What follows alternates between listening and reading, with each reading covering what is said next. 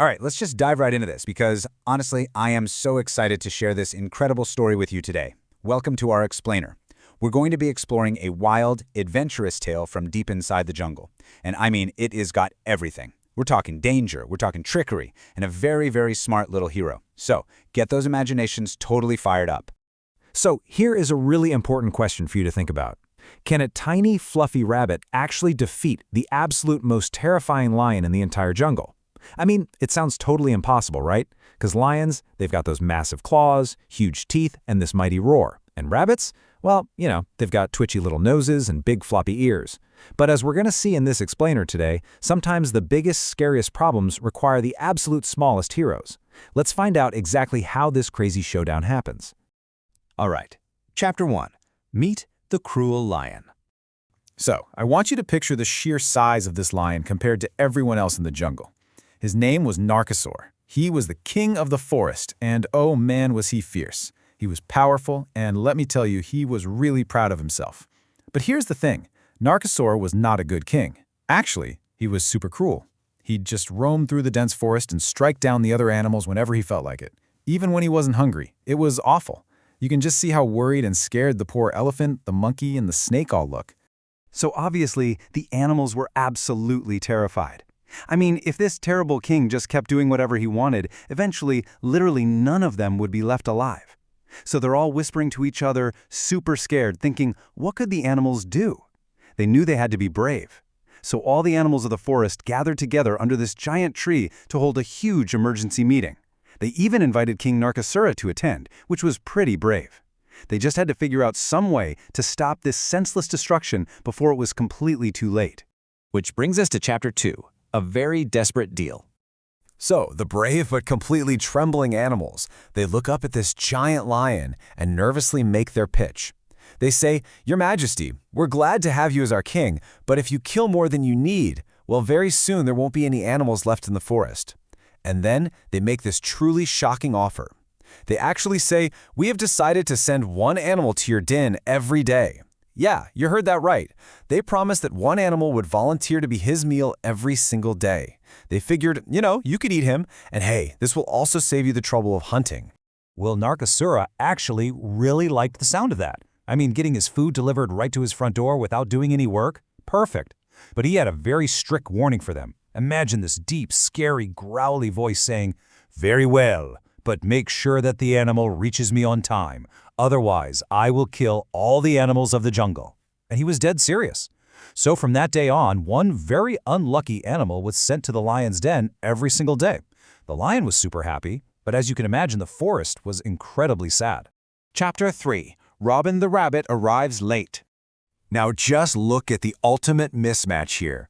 You've got tiny little Robin the Rabbit having to look way, way up at this towering, terrifying Narcosaur. But here is the secret about Robin. He was incredibly clever. He actually thought of a secret plan to save his own life and the lives of all his friends back in the forest.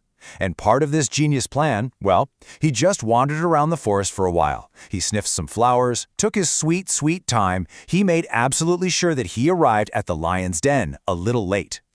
Meanwhile, Narcosaur was waiting, and his tummy was seriously rumbling.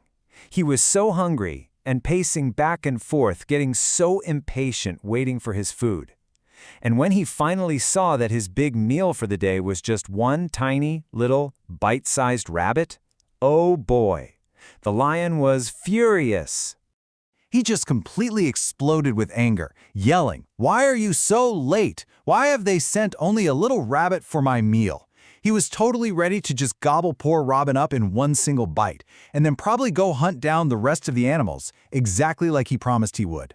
But Robin did not run away. He just stood there, perfectly still, folded his little paws, and spoke up in this very calm, maybe slightly squeaky, but incredibly confident voice. He says, "Your Majesty, please forgive me, but it's not my fault.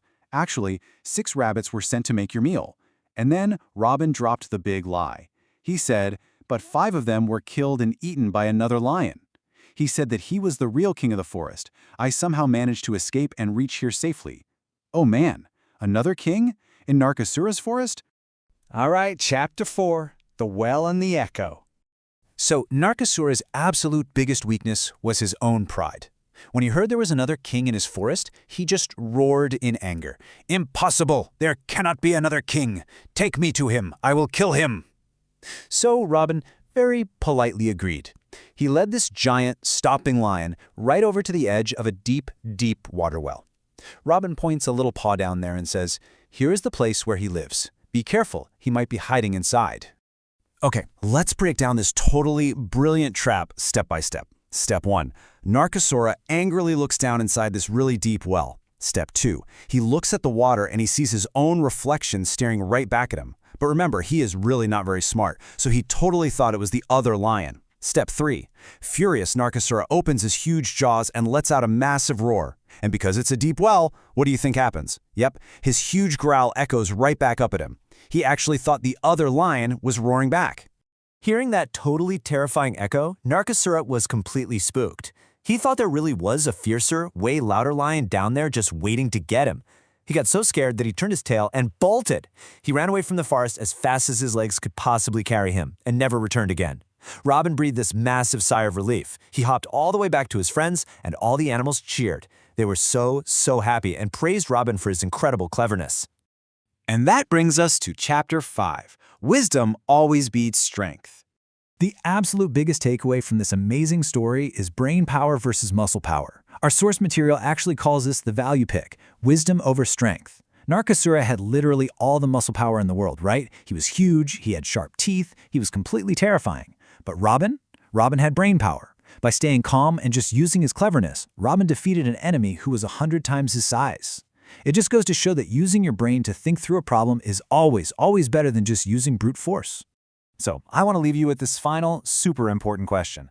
How can you use your cleverness to solve a big problem today? Now, you probably won't have to face a hungry lion, but we all face big challenges in our lives. Just remember Robin the Rabbit. Stay calm, think it through, and use your amazing brain.